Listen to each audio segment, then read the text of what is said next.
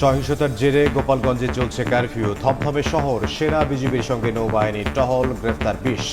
হামলায় জড়িত কাউকে ছাড় না দেওয়ার হুঁশিয়ারি পুলিশের।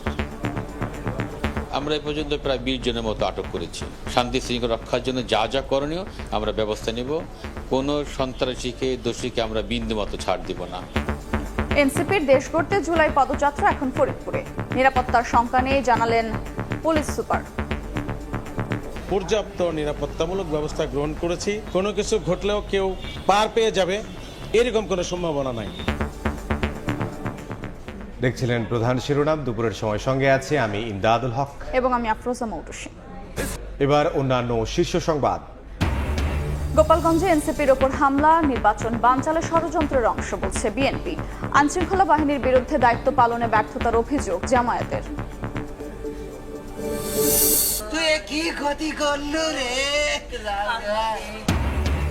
প্রেমের প্রস্তাবে রাজি না হওয়ায় কাল বগুড়ায় বাড়িতে ঢুকে কিশোরীকে ছুরিকাঘাত, বাধা দেয় দাদি ও ভাবিকে গলা কেটে হত্যা। গ্রেফতারের পর অভিযুক্ত যুবকের দায় স্বীকার।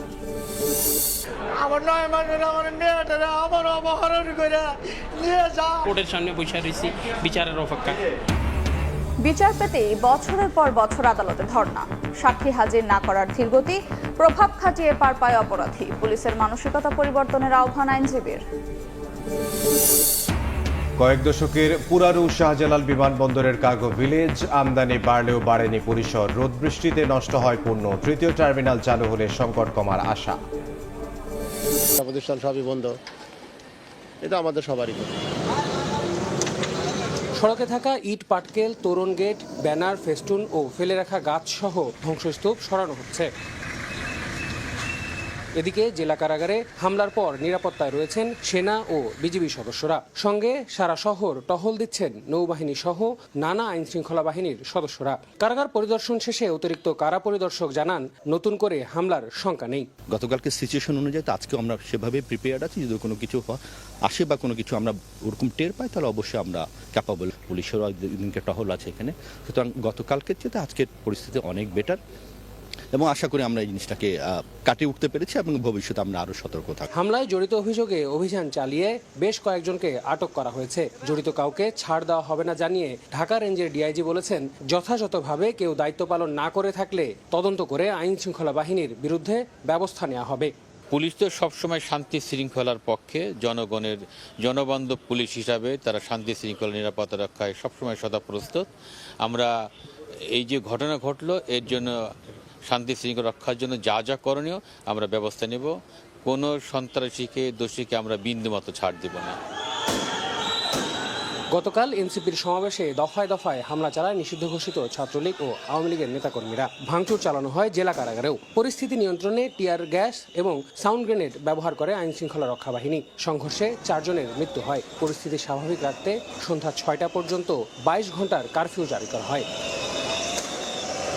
গতকালের পরিস্থিতির পর এখনও সেনাবাহিনীর এপিসি গোপালগঞ্জের সড়কে। সঙ্গে আছে বিভিন্ন আইন শৃঙ্খলা বাহিনীর টহল। কিছুক্ষণ পরপর সেই টহল আমাদের চোখে পড়েছে। এর বাইরেও সাধারণ মানুষরা বেরিয়েছেন নিজেদের জরুরি কাজে। এর মধ্যেও যারা বেরিয়েছেন নিজেদের পেটের দায়ে, তাদের মধ্যেও রয়েছে আতঙ্ক। আর দোকানপাট এখনও বন্ধ প্রায় সব জায়গায়। গোপালগঞ্জের পুরনো লঞ্চঘাট এলাকা থেকে আল আমিন তুষার, সময় সংবাদ। গোপালগঞ্জের সবশেষ পরিস্থিতি জানবো এই মুহূর্তে। পুরো পার্ক এলাকায় আছেন সহকর্মী আল আমিন তুষার। সরাসরি যাব তার কাছে। তুষার, আমার পেছনে যেই সেতুটি দেখা যাচ্ছে, ছোট্ট সেতুর মতো, সেটি দিয়েই কিন্তু এই যে মঞ্চে, মূল মঞ্চে কিন্তু যারা হামলাকারীরা রয়েছিলেন, অর্থাৎ আওয়ামী সমর্থকরা যারা এবং ছাত্রলীগের যারা সমর্থকরা রয়েছিলেন, তারা কিন্তু চলে আসেন এবং সেখানে আসলে হামলাটা করেন। এবং তার পরবর্তীতেই কিন্তু পুরো পরিস্থিতি যেমনটা হয়েছিল সেটা কিন্তু আমরা দেখেছি।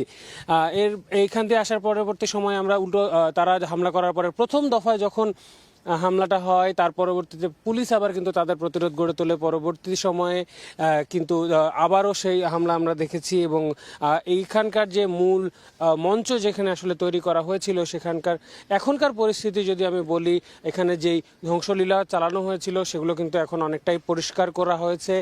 যেই চেয়ারগুলো ছিল, যে বাঁশগুলো দিয়ে আসলে তৈরি করা হয়েছিল মঞ্চের আশপাশের জায়গাগুলো, সেগুলো কিন্তু এখন এক সাইড করে রাখা হয়েছে। যদিও এখনও মূল মঞ্চের যেই ধ্বংস, যে মূল মঞ্চের যে পুড়ে যাওয়া জায়গা, সেগুলো কিন্তু এখনও আমরা দেখতে পাচ্ছি। মঞ্চটি স্থায়ী মঞ্চ হবার কারণে কিন্তু সেটি এখনও দাঁড়িয়ে আছে, কিন্তু যেভাবে পোড়ানো হয়েছিল সেই জায়গা থেকে কোনো ঝামেলা বা এই ধরনের পরিস্থিতিগুলো যেন না হয়। এবং সেই জায়গা থেকে আমরা দেখেছি যে যেই গলিত যে অংশগুলো সেগুলোও কিন্তু আমরা এখানে পড়ে থাকতে দেখছি। এবং চেয়ার যে পুড়েছে, যে প্লাস্টিকের চেয়ারগুলো, সেগুলো কিন্তু আমরা এখানে দেখেছি। তো এর বাইরেও পুরো এলাকাটা আসলে কিন্তু এখনো থমথমে অবস্থা বিরাজ করছে, তবে অনেকটাই স্বাভাবিক হবার পথে বলেই মনে হচ্ছে। তো এই ছিল এখনো পর্যন্ত আমার কাছে গোপালগঞ্জ থেকে সবশেষ তথ্য। গোপালগঞ্জ থেকে আলামিন তুষার। ফরিদপুরে এনসিপির দেশ গড়তে জুলাই পদযাত্রা শুরু হয়েছে, সেখানে আছেন সহকর্মী মাসুদুর রহমান। সরাসরি যাচ্ছে তার কাছে।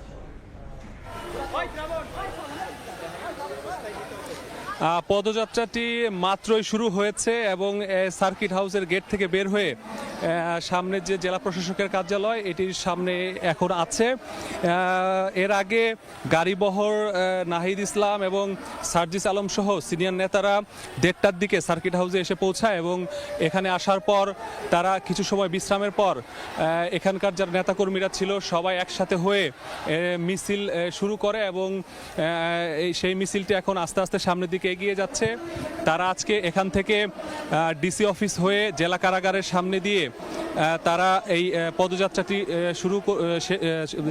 এগিয়ে নিয়ে যাবে। তারা এখন পর্যন্ত তাদের যে রুট, সেই রুট অনুযায়ী প্রায় 2 কিলোমিটার সড়ক তারা প্রদক্ষিণ করবে। করে জনতার মোড় একটি স্টেজ করা হয়েছে, সেই স্টেজে গিয়ে তারা তাদের এই পদযাত্রাটি শেষ করে পথসভা করবে সেখানে। এবং সেখানেই ফরিদপুরবাসীর উদ্দেশ্যে তাদের নিজেদের দলের পক্ষ থেকে কি ধরনের আশ্বাস রয়েছে, তাদের দল যেহেতু নির্বাচনে অংশ নিচ্ছে সে কারণে তাদের যে প্রতিশ্রুতিগুলো সেগুলো তারা সেখানে তুলে ধরবেন এবং এর মাধ্যমে ফরিদপুরবাসীরও এই যে পদযাত্রাটি হবে সেই পদযাত্রায় ফরিদপুরবাসীর সাথে তারা কথা বলবেন। ফরিদপুরবাসী যদি তাদের কোনো দাবি দেওয়া থাকে বা তাদের প্রত্যাশা থাকে সেগুলো তারা শুনবেন এবং সে অনুযায়ী তাদের যে বক্তব্য সেটি তারা তুলে ধরার চেষ্টা করবেন। এছাড়াও আমরা যেটি জেনেছি যে এই যে আজকের এই কর্মসূচি ঘিরে গোপালগঞ্জের ঘটনার পর আইন শৃঙ্খলা বাহিনীকে আমরা দেখেছি সর্বোচ্চ নিরাপত্তা দেওয়ার জন্য তাদের যতটুকু ব্যবস্থা নেওয়া দরকার তারা সেটি নিয়েছে। 550 পুলিশ সদস্য এই যে শহরের গুরুত্বপূর্ণ পয়েন্টগুলোতে তারা মোতায়েন ছিল, এখনো আছে এবং পুলিশের পাশাপাশি সেনাবাহিনীর টহল দেখেছি। বিভিন্ন গুরুত্বপূর্ণ জায়গায় সেনাবাহিনী অবস্থান নিয়েছে, কোস্টগার্ড অবস্থান নিয়েছে, র্যাব অবস্থান নিয়েছে। কোনোভাবেই কোনো ধরনের অপ্রীতিকর ঘটনা যাতে না ঘটে সেই বিষয়টি তারা নিশ্চিত করার জন্য চেষ্টা করা হয়েছে। আমরা এখানে অনেক সিনিয়র নেতারা সবাই আসলে আস্তে আস্তে এগিয়ে যাচ্ছেন।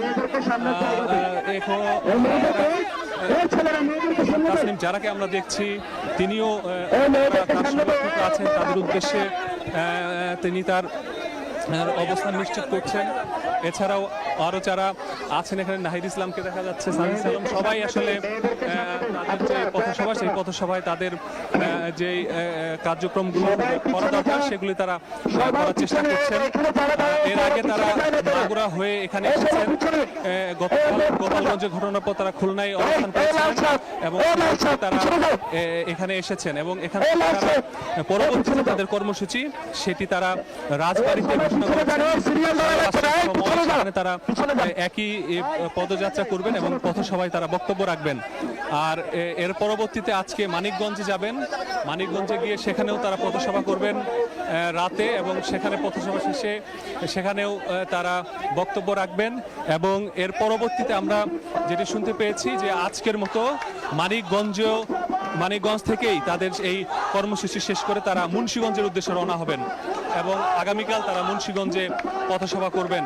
তো তাদের যেই বিষয়গুলো বারবার সামনে আনার চেষ্টা করেছেন যে ফরিদপুরে যাতে এই ধরনের কোনো ঘটনা না ঘটে সে কারণে আইন শৃঙ্খলা বাহিনীকেও তারা চেষ্টা করেছেন। সার্জিস আলমকে দেখছি তিনি নেতাকর্মীদের সামনে দিকে সরিয়ে দিচ্ছেন, তার সাথে যদি একটু কথা বলার চেষ্টা করি যে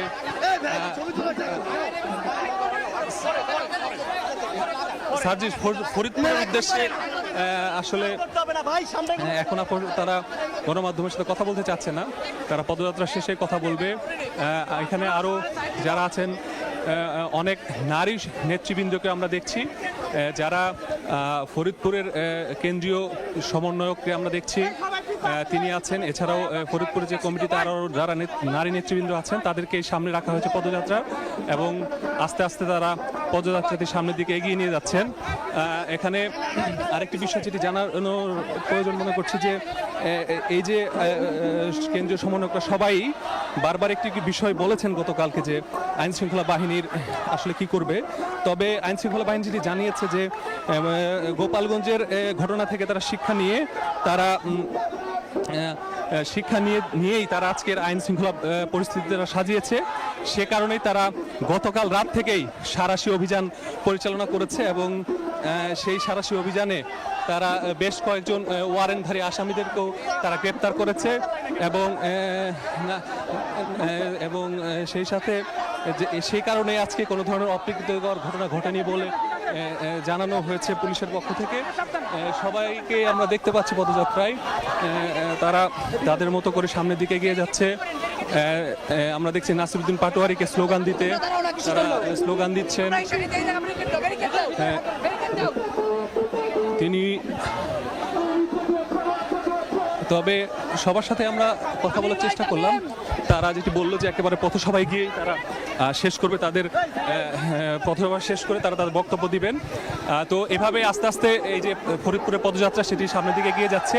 এই ছিল আসলে আমার কাছে ফরিদপুরের পদযাত্রা থেকে সর্বশেষ তথ্য।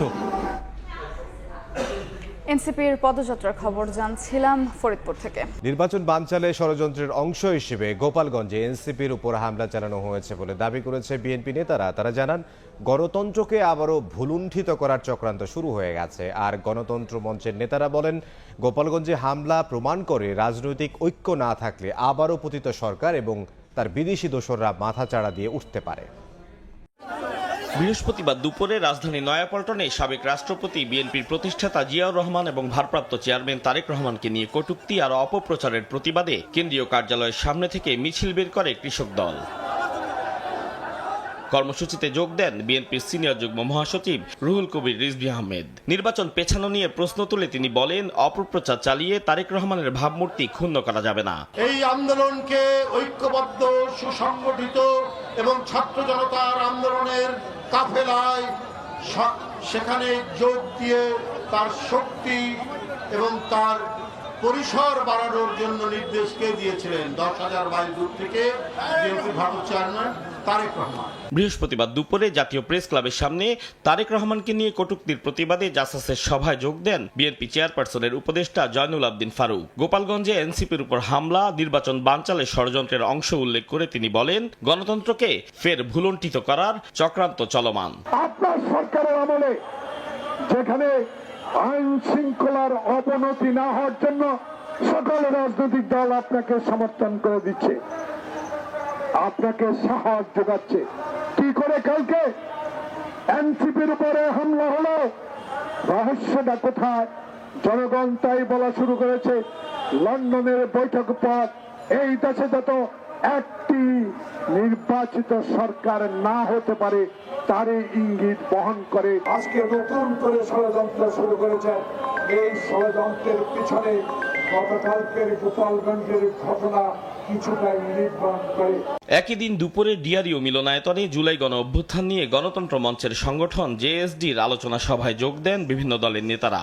তারা বলেন, গোপালগঞ্জে হামলার পর মানুষের মনে প্রশ্ন জেগেছে, ঘোষিত সম্ভাব্য সময়ে নির্বাচন হবে কিনা। রাজনৈতিক ঐক্য না থাকলে আবারও পতিত স্বৈরাচার এবং তার বিদেশি দোসররা মাথাচাড়া দিয়ে উঠবে বলেও মন্তব্য করেন নেতারা। কালকে গোপালগঞ্জে যেটা হলো, এরপরে মানুষ আরো বেশি চিন্তিত হয়ে গেছে, ভোট কি হচ্ছে। এই রাজনৈতিক উত্তরণে আমরা গত অগাস্ট মাস থেকে বলে আসছি যে আমাদের ন্যূনতম জাতীয় ঐক্যমত্য রক্ষা করা দরকার। কেননা আমাদের গণতান্ত্রিক ব্যবস্থায় প্রতিযোগিতা থাকবে, কিন্তু প্রতিযোগিতা যদি আমাদের এই মুহূর্তে ন্যূনতম জাতীয় ঐক্যকে ভেঙে ফেলে, তাহলে এর সুযোগ দিবে পতিত ফ্যাসিস্টরা, তাদের বিদেশি দোসররা। অনুশোচনাবিহীন 1 বছর পার হয়েছে, এখনো ক্ষমা প্রার্থনা দূরের কথা, ন্যূনতম কোনো অনুশোচনাও আমরা আওয়ামী লীগ এবং এদের মধ্যে লক্ষ্য করিনি। আলোচনা সভায় বিএনপির স্থায়ী কমিটির সদস্য আমির খসরু মাহমুদ চৌধুরী বলেন, গোপালগঞ্জের ঘটনা প্রমাণ করে আওয়ামী লীগ এখনো পেশি শক্তির রাজনীতিতেই বিশ্বাস করে। আগামী দিনে তাদের জন্য কোনো জায়গা দেওয়া, তাদের ফিরে আসার জন্য কোনো ধরনের সুযোগ সুবিধা সৃষ্টি করে দেওয়া আমাদের সকলের দায়িত্ব। ঐক্যবদ্ধভাবে এই জায়গাটা আমরা ঐক্যবদ্ধ থাকতে হবে। আতাউর কাউসার, সময় সংবাদ, ঢাকা। জিয়া পরিবার ও বিএনপিকে নিয়ে অপপ্রচার এবং আইনশৃঙ্খলা পরিস্থিতির অবনতির প্রতিবাদে বিক্ষোভ সমাবেশ করেছে যুবদল। এ সময় দেশের বিরুদ্ধে ষড়যন্ত্র রুখে দিতে সবাইকে সচেতন থাকার আহ্বান জানান সংগঠনটির নেতাকর্মীরা। দেশের আইনশৃঙ্খলা পরিস্থিতির চরম অবনতির অভিযোগে দেশজুড়ে বিক্ষোভ করেছেন জেলা যুবদল নেতাকর্মীরা। বৃহস্পতিবার সকালে ঝালকাঠি শহরের আমতলায় জেলা বিএনপির কার্যালয়ের সামনে থেকে বিক্ষোভ মিছিল বের করেন জেলা যুবদলের নেতাকর্মীরা। মিছিলটি শহরের প্রধান প্রধান সড়ক প্রদক্ষিণ করে স্থানীয় প্রেস ক্লাবের সামনে গিয়ে শেষ হয়। সংক্ষিপ্ত সমাবেশে দেশে শান্তি ফেরাতে দ্রুত নির্বাচনের তাগিদ দেন নেতারা। এদিকে সারা দেশে আইনশৃঙ্খলা পরিস্থিতির অবনতি ও দেশের বিরুদ্ধে চলমান ষড়যন্ত্রের প্রতিবাদে ঝিনাইদহে বিক্ষোভ মিছিল ও সমাবেশ করেছে যুবদল। পরে মিছিলটি শহরের বিভিন্ন সড়ক প্রদক্ষিণ করে পায়রা চত্বরে এসে শেষ হয়। এ সময় বক্তারা জানান, এখনো দেশের বিরুদ্ধে ষড়যন্ত্র চলছে, তাই নেতাকর্মীদের ষড়যন্ত্র রুখতে সচেতন থাকার আহ্বান জানান তারা।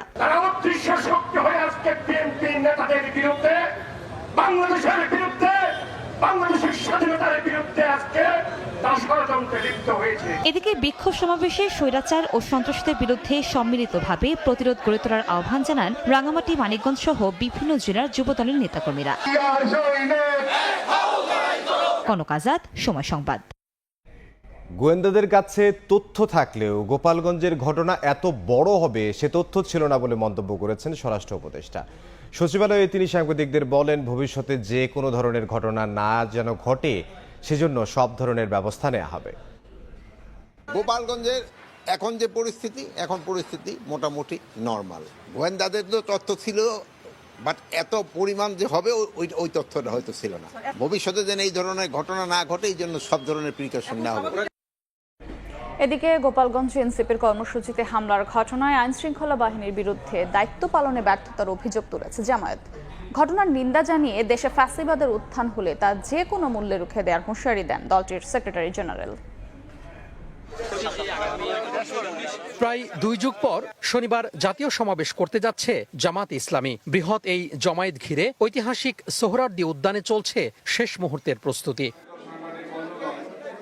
সমাবেশের সব শেষ প্রস্তুতি নিয়ে জাতীয় প্রেস ক্লাবে সংবাদ সম্মেলন করেন দলের সেক্রেটারি জেনারেল মিয়া গোলাম পরওয়ার। নির্বাচনের লেভেল প্লেইং ফিল্ড নিশ্চিত করা, গণহত্যার বিচার, বিভিন্ন দাবি সমাবেশ থেকে উত্থাপনের কথা জানান তিনি। রাজনৈতিক ময়দানে নির্বাচনকে নিরপেক্ষ করার প্রয়োজনের যে মাঠের সমতা প্রয়োজন, সে সমতা নেই। সংখ্যানুপাতিক পদ্ধতিতে এই নির্বাচন হলে দক্ষ যোগ্য পার্লামেন্টেরিয়ানকে পার্লামেন্টে প্রত্যেকটি দল তাদের সিনিয়র নেতাদেরকে সেখানে মনোনীত করে সংসদে পাঠাতে পারবে। ফলে পার্লামেন্ট একটা কোয়ালিটি পার্লামেন্ট হবে। সংস্কার না হলে নির্বাচন সুষ্ঠু হবে না, আর একটা ফ্যাসিবাদের জন্ম হবে। সংবাদ সম্মেলনে উঠে আসে গোপালগঞ্জে এনসিপির কর্মসূচিতে নিষিদ্ধ ছাত্রলীগের হামলার বিষয়টি। ঘটনার নিন্দা জানিয়ে আইনশৃঙ্খলা রক্ষাকারী বাহিনীর বিরুদ্ধে দায়িত্ব পালনে ব্যর্থতার অভিযোগ তোলেন মিয়া গোলাম পরওয়ার। একই সঙ্গে ফ্যাসিবাদ রুখে দেওয়ার হুঁশিয়ারি দেন তিনি। তারা সারা দেশে পদযাত্রা করছে, পূর্ব নির্ধারিত টাইম তাদের ছিল, সেইখানে এইভাবে দিনের বেলা হামলা করে বসলো।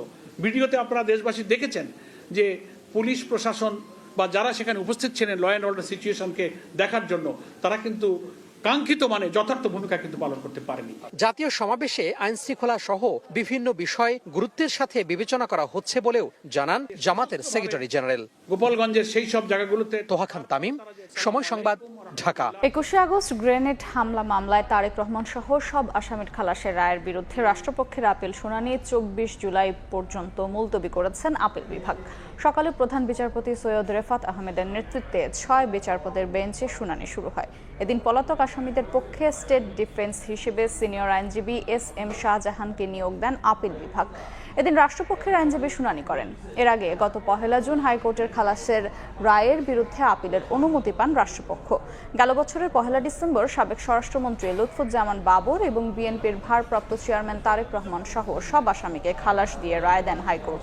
বিচারিক আদালতের রায়কে অবৈধ ঘোষণা করেন উচ্চ আদালত। 2018 সালে বিচারিক আদালতের রায়ে 19 জনকে মৃত্যুদণ্ড এবং তারেক রহমান সহ 19 জনকে যাবজ্জীবন ও 11 জনকে বিভিন্ন মেয়াদে কারাদণ্ড দেওয়া হয়। আধুনিকতার ছোঁয়ায় দেশের বিভিন্ন খাতে উন্নয়নমূলক পরিবর্তন দেখা গেলেও বদলায়নি বিচার ব্যবস্থার চিত্র। সাক্ষী ও আসামিদের অনুপস্থিতির কারণে দীর্ঘায়িত হচ্ছে বিচার কাজ। ঘুষ লেনদেন ও প্রভাব খাটিয়ে অপরাধ চাপা দিচ্ছেন প্রভাবশালীরা। এতে প্রশ্রয় পাচ্ছে অপরাধীরা, আর বিচারাঙ্গনেও ভোগান্তিতে পড়ছেন ভুক্তভোগীরা। পুলিশের মনোভাব পরিবর্তন করা না গেলে কোনো পরিবর্তনই কাজে আসবে না বলে অভিমত আইনজীবীদের। আন্তর্জাতিক ন্যায় বিচার দিবস নিয়ে আসিফ মোহাম্মদ সিয়ামের রিপোর্ট। নামটা হতে পারে সাদিয়া কিংবা নাদিয়া, পেশায় হতে পারেন চাকুরিজীবী বা গৃহিণী, কিন্তু বছরের পর বছর ধরে আইনের নথিতে তার পরিচয় শুধুই ধর্ষণের শিকার এক নারী। মাত্র 15 বছর বয়সী মেয়ের উপর চলা পাশবিকতার বিচারের আকাঙ্ক্ষায় আদালতের বারান্দায় তার বাবা মা। ধর্ষকদের সর্বোচ্চ শাস্তির অপেক্ষায় এভাবে পার হয়ে গেছে 4 বছরের বেশি। অপহরণ ও ধর্ষণের বিচার চাওয়ায় দ্বিতীয়বার অপহৃত হয়েছে 13 বছর বয়সী আরেক শিশু। পুলিশি সাহায্য না পেয়ে মেয়েকে ফিরে পেতে বাবার শেষ ঠিকানা আদালত। 1 নম্বর আসামি ধরে না, 2 নম্বর আসামি ধরে না, আমার বগলে আমার বাসার পাশাপাশি আছে। আমার 9 মাসের আমার মেয়েটা আমার অপহরণ করে নিয়ে যায়। ওরা আমার কাছে টাকা দাবি করছে, বিভিন্নভাবে হুমকি দিতেছে। আমার এই মামলা তোলার জন্য কোর্টের সামনে বসে রয়েছি বিচারের অপেক্ষায়। এই যে আসলে তারিখ করে। আইন ও সালিশ কেন্দ্রের তথ্য মতে চলতি বছর জুন মাস পর্যন্ত সারা দেশে মোট ধর্ষণের সংখ্যা 441টি, যার মধ্যে মামলা হয়েছে 358টি। ধর্ষকদের প্রভাব ও হুমকির ভয়ে অনেকেই আইনের আশ্রয় নিতে সাহস পান না বলে জানান আইনজীবী। বলেন, মামলা দায়ের হলেও অপরাধীদের ভয়ে তা প্রত্যাহার করেন অনেকে। বাদ এবং ভিকটিমকে বেশিরভাগ ক্ষেত্রে তারা ভয়ভীতি দেখায়। এই ভয়ভীতির কারণে তারা আসতে পারে না। মামলা যখন লেন্দি হয়ে যায় তখন তারা একটা প্রভাব পায় যে মামলা কিছু হবে না। মামলার সাক্ষী ও আসামিদের আদালতে উপস্থিত হতে সমন জারি করলেও হাজির হন না অনেকে। পুলিশের প্রসিকিউশন বিভাগের তথ্য মতে চলতি বছরের মে মাস পর্যন্ত ঢাকা মহানগর দায়রা জজ ও ঢাকার চিফ মেট্রোপলিটন ম্যাজিস্ট্রেট আদালত থেকে সমন জারির পরও অনুপস্থিতির পরিমাণ 67%। পুলিশ চিন্তা করে যে এর পিছনে যারা মেরেছে তারা শক্তিশালী কেউ কিনা। টাকা ছাড়া মামলা নেওয়া সংখ্যা খুব কম। দুর্নীতিমুক্ত এবং মানুষের সেবা করার জন্য যে পুলিশ সেই মনোভাব সৃষ্টি না হওয়া পর্যন্ত ডিজিটালি করেন অথবা আরও উন্নত করেন, কোনো কাজ হবে না। বিশ্বের যে কোনো প্রান্ত থেকে সকলকে বিচারিক আশ্রয় দিতে 1998 সালে প্রতিষ্ঠিত হয় আন্তর্জাতিক ন্যায় বিচার দিবস। যদিও বাংলাদেশের বিচারিক চিত্রের সামনে মুখ থুবড়ে পড়ে এর উদ্দেশ্য। আসিফ মোহাম্মদ সিয়াম, সময় সংবাদ, ঢাকা। প্রেম ও বিয়ের প্রস্তাবে রাজি না হওয়ায় কিশোরীকে ছুরিকাঘাতের পর দাদি ও ভাবিকে গলা কেটে হত্যা করেছে এক যুবক। গুরুতর অবস্থায় হাসপাতালে ভর্তি কিশোরী। অভিযুক্ত সৈকতকে গ্রেফতারের পর দায় স্বীকার করেছে। তাকে নিয়ে অভিযান চালিয়ে হত্যায় ব্যবহৃত ছুরি উদ্ধার করেছে পুলিশ। বিয়েতে রাজি না হওয়া স্কুল শিক্ষার্থী বন্যাকে ছুরিকাঘাতে জখমের পর তার দাদি ও ভাবিকে গলা কেটে হত্যার অভিযোগ উঠেছে সৈকতের বিরুদ্ধে। স্বজনরা জানান, বগুড়ার হরিগাড়ি গ্রামের সৈকত নামের এক কলেজ ছাত্র বন্যাকে বেশ কিছুদিন ধরে প্রেম ও বিয়ের প্রস্তাব দিয়ে আসছিল, কিন্তু বন্যা প্রত্যাখ্যান করে। এর জেরে মেয়েটির বাবা ও তার ভাই বাড়িতে না থাকার সুযোগে বুধবার রাতে ওই যুবক গিয়ে তাকে আবারও প্রেমের প্রস্তাব দেয়। এ নিয়ে দুজনের মধ্যে কথা কাটাকাটি হয়। এক পর্যায়ে সৈকত বন্যাকে ছুরিকাঘাত করে। চিৎকার শুনে দাদি ও ভাবে বাধা দিলে তাদের দুজনকে গলা কেটে হত্যা করে পালিয়ে যায় অভিযুক্ত। গ্রামবাসী 3 জনকে শহীদ জিয়াউর রহমান মেডিকেল কলেজ হাসপাতালে নিলে চিকিৎসক লাইলি ও হাবিবাকে মৃত ঘোষণা করেন। গুরুতর অবস্থায় চিকিৎসাধীন বন্যা। সব করছে গলার দেখি দাগ, আর ভাই বউয়ের পেটে চাকু মারছে, মামা তো বোনের গাওয়ার চাকু মারছে। হত্যাকাণ্ডের ঘটনায় সৈকত হাসানকে ভোরে শহরের খান্দার এলাকা থেকে গ্রেপ্তার করে ডিবি পুলিশ। প্রেম ও বিয়ের প্রস্তাবে রাজি না হওয়ায় ক্ষিপ্ত হয়ে হত্যাকাণ্ডের কথা প্রাথমিক জিজ্ঞাসাবাদে স্বীকার করেছে অভিযুক্ত। নিহত লাইলি ও হাবিবার মরদেহ ময়নাতদন্তের জন্য শহীদ জিয়াউর রহমান মেডিকেল কলেজ হাসপাতালের মর্গে রাখা হয়েছে। আব্দুল আউয়াল, সময় সংবাদ, বগুড়া। খাগড়াছড়িতে 14 বছরের কিশোরীকে ধর্ষণের মামলায় 4 জনকে গ্রেফতার করা হয়েছে। মামলার এজাহারে জানা যায় 27 জুন রথযাত্রার মেলায় অংশ নেয়ার পর রাতে আত্মীয়র বাড়িতে ছিল ভুক্তভোগী কিশোরী। সেখানে গভীর রাতে 6 জন তাকে ধর্ষণ করেন। এ সময় ছাত্রীর আত্মীয়কে বেঁধে রাখা হয়। সামাজিক লজ্জা ও ভয় ভীতির কারণে ওই ছাত্রী প্রথমে পরিবারকে কিছু জানায়নি। তবে শনিবার বিষ পানে আত্মহত্যার চেষ্টা করে মেয়েটি। পরে তাকে উদ্ধার করে হাসপাতালে নিয়ে যাওয়ার পর পরিবারের লোকজনকে বিষয়টি জানায় সে।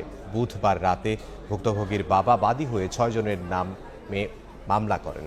রাতেই 4 জনকে গ্রেফতার করে পুলিশ। এছাড়া আরও 2 জন পলাতক রয়েছেন।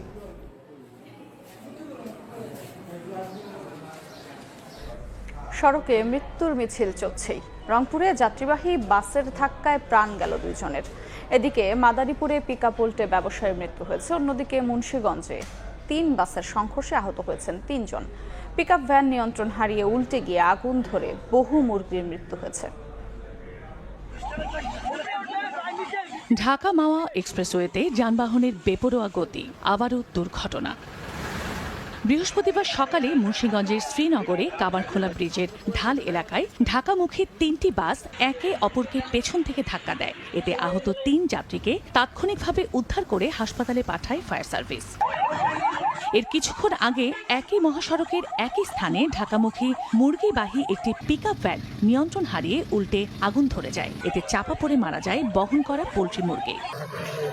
এদিকে গোপালগঞ্জ মাদারীপুর আঞ্চলিক সড়কের ডাসারের আশ্রম এলাকায় ডিম বোঝাই একটি পিকআপ ভ্যান নিয়ন্ত্রণ হারিয়ে খাদে পড়ে যায়। এতে চালক ও হেলপার সহ 3 জন আহত হন। তাদের উদ্ধার করে হাসপাতালে নিলে একজনকে মৃত ঘোষণা করেন চিকিৎসক। যশোরে গত 3 মাসে 18টি হত্যাকাণ্ড হয়েছে। রাজনৈতিক ও পারিবারিক বিরোধের জেরে সংগঠিত এসব হত্যাকাণ্ডের কারণে আইনশৃঙ্খলা পরিস্থিতি নিয়ে জনমনে উদ্বেগ সৃষ্টি হয়েছে। পুলিশ বলছে পরিস্থিতি নিয়ন্ত্রণে রাখতে সব ইউনিট কাজ করছে। আবুল কালাম আজাদের ছবি ও জুয়েল মৃধার তথ্যে রিপোর্ট। গত 12 মে যশোর শহরের ষষ্ঠীতলায় বিপুল নামে এক যুবককে কুপিয়ে হত্যা করে চিহ্নিত সন্ত্রাসীরা। পরিবারের দাবি, দীর্ঘদিন ধরে হুমকি দেওয়া হলেও আইনশৃঙ্খলা বাহিনীর সাহায্য চেয়েও তা পাননি তারা। এরপর কৌশলে বাড়ি থেকে ডেকে নিয়ে হত্যা করা হয় বিপুলকে।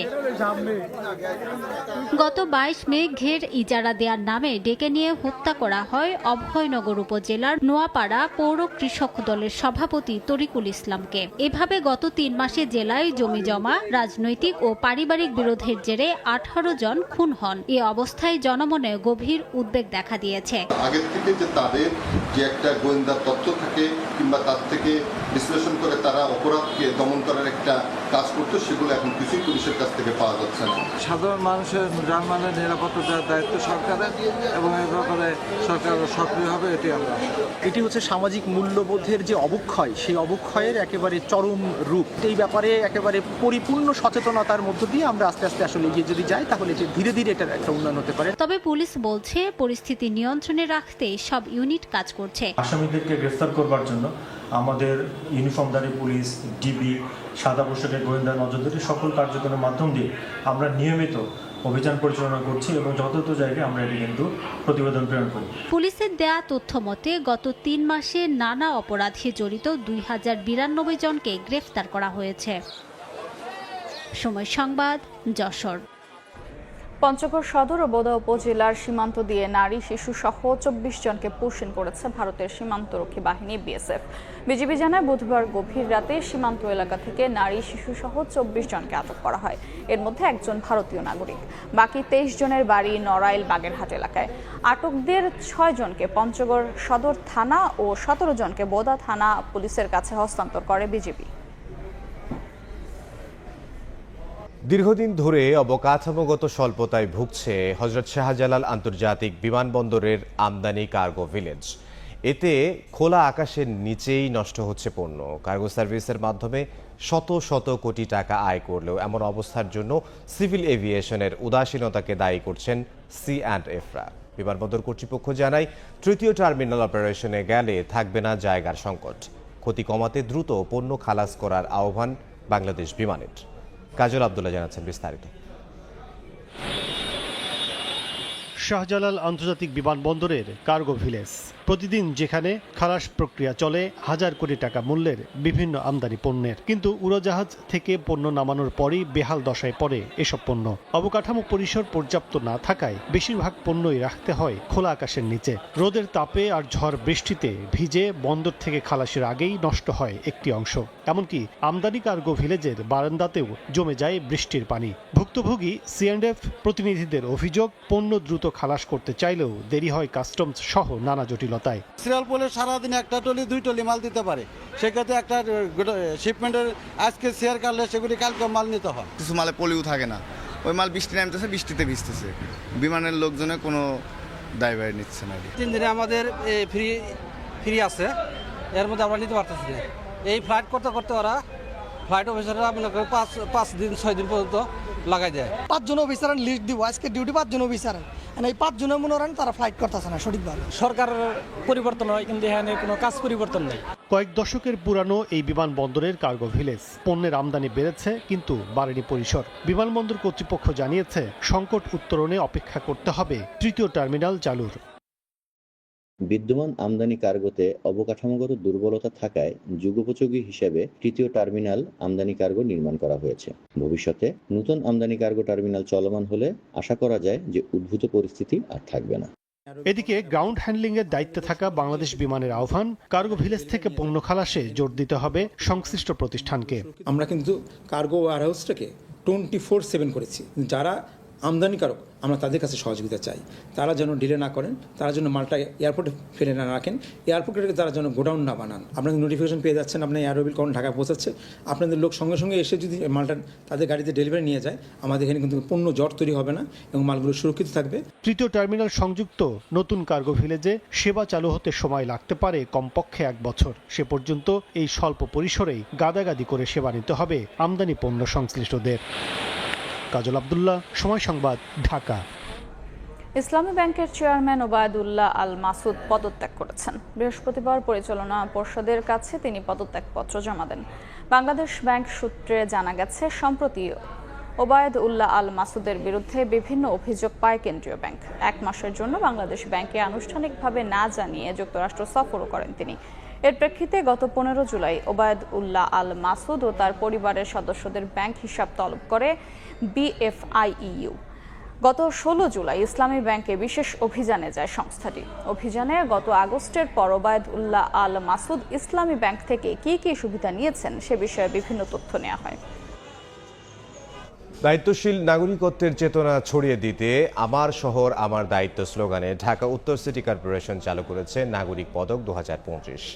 নগর ভবনে আয়োজিত সংবাদ সম্মেলনে প্রশাসক মোহাম্মদ এজাজ জানায়, নগর উন্নয়ন, পরিবেশ রক্ষা, সামাজিক উদ্যোগ ও জনসচেতনতা তৈরিতে অবদানের স্বীকৃতি হিসেবেই এই পদক দেয়া হবে 6 ক্যাটাগরিতে 30 ব্যক্তি ও সংগঠনকে। ব্যক্তি উদ্যোগ থেকে শুরু করে ছোট ব্যবসা, শিক্ষা প্রতিষ্ঠান, মিডিয়া কন্টেন্ট নির্মাতা ও উদ্ভাবকদের জন্য থাকছে অবদানের সুযোগ। আবেদনের সুযোগ এ মাস থেকেই ডিএনসিসির ওয়েবসাইটে আবেদন করা যাবে বলে জানিয়েছেন তিনি। তরুণদের সামাজিক নেতৃত্ব ও দায়িত্ব বোধে উদ্বুদ্ধ করাও এ পদকের অন্যতম উদ্দেশ্য বলে জানান আয়োজকরা। গণতান্ত্রিক নগরায়ন করতে নিলে তো পার্টিসিপেটরি নগরায়ন লাগবে, এবং পার্টিসিপেটরি নগরায়নের একটি বড় কাজ, সবচেয়ে মিনিংফুল পার্টিসিপেশন তো হচ্ছে যিনি অলরেডি পারফর্ম করছেন এই নগরের জীবন, এই নগরের পরিবেশ, এই নগরের নাগরিক সুবিধা বৃদ্ধির জন্য যে কাজটি করা। গণতান্ত্রিক নগরায়ন করতে হবে। তো গণতান্ত্রিক নগরায়নের দুটো কাজ, একটা হচ্ছে যে নাগরিকরা যদি ভালো কাজ করেন তাহলে এই সিটি কর্পোরেশন এবং সরকারের পক্ষ থেকে আমরা তাদেরকে এন্ডোর্স করব। ক্রিকেটের খবর, স্মরণীয় এক সফর শেষে ফিরেছে বাংলাদেশ জাতীয় ক্রিকেট দল। বৃহস্পতিবার সকালে হযরত শাহজালাল আন্তর্জাতিক বিমানবন্দরে এসে পৌঁছান টাইগার ক্রিকেটাররা। ম্যাচ শেষ করেই দেশে ফেরা ক্রিকেটারদের জন্য ক্লান্তিকর হলেও প্রথমবারের মতো শ্রীলঙ্কার মাটিতে T20 সিরিজ জেতায় হাস্যোজ্জ্বল ছিলেন মুস্তাফিজ সাইফরা। তবে দলের সঙ্গে দেশে ফেরেননি শেখ মাহাদি ও পেসার তানজিম সাকিব। বাংলাদেশের প্রথম অধিনায়ক হিসেবে বিদেশের মাটিতে 2টি T20 সিরিজ জয়ের নজির গড়লেন লিটন দাস। দেশে ফিরে বিশ্রামের খুব একটা সুযোগ নেই দলের। কাল থেকেই নামতে হবে অনুশীলনে। রোববার সিরিজের প্রথম T20-তে পাকিস্তানের মুখোমুখি হবে টাইগাররা। সাফ অনূর্ধ্ব 20 চ্যাম্পিয়নশিপে একদিনের ব্যবধানে আবারও ভুটানের বিপক্ষে মাঠে নামবে বাংলাদেশ।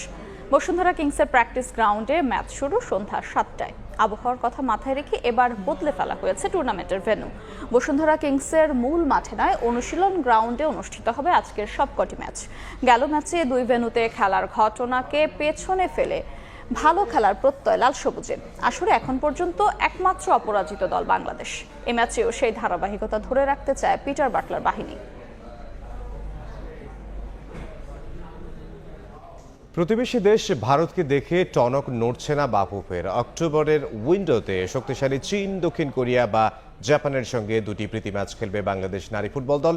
এশিয়ান কাপের প্রস্তুতির অংশ হিসেবে অ্যাওয়ে ম্যাচ খেলবে আফিদারা। কয়েক সপ্তাহের ক্যাম্প করারও পরিকল্পনা রয়েছে ফেডারেশনের। দেশের নারী ফুটবলে সাফল্য আসলে শোনা যায় বড় বড় আশ্বাস আর পরিকল্পনা, তবে বাস্তবায়ন হয় না অর্ধেকও। এই তো কদিন আগে দেশের নারী ফুটবল ইতিহাসে প্রথমবারের মতো এশিয়ান কাপের মূল পর্ব নিশ্চিতের পর মধ্যরাতের সংবর্ধনায় শেষ হয় ফুটবলারদের প্রতি বাফুফের দায়িত্ব। অথচ বাতাসে কান পাতলেই শোনা যায় একই সাফল্যের পর প্রতিবেশী দেশ ভারত নারী ফুটবল দল নিয়ে সাজাচ্ছে একাধিক পরিকল্পনা।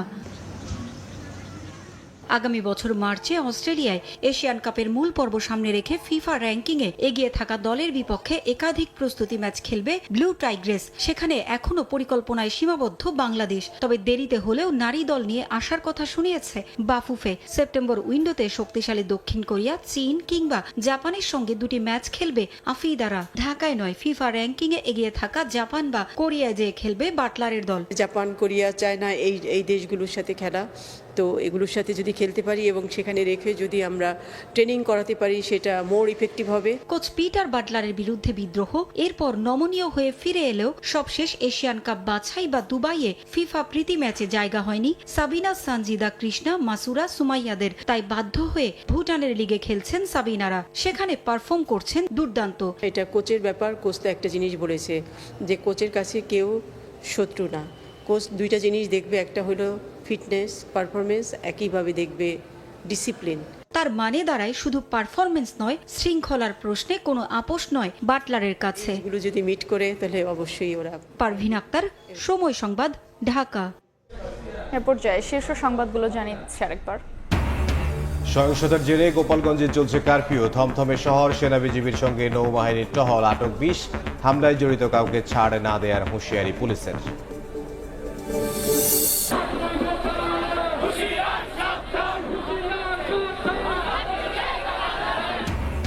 এনসিপির দেশ ঘুরতে জুলাই পদযাত্রা ফরিদপুরে। গোপালগঞ্জে হামলায় জড়িতদের বিচার দাবি, পর্যাপ্ত নিরাপত্তা ব্যবস্থা আইন শৃঙ্খলা রক্ষা বাহিনীর।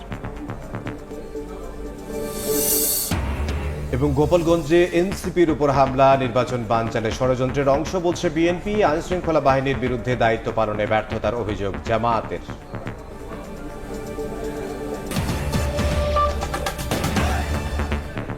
এই ছিল দুপুরের সময়। সঙ্গে থাকুন সময়।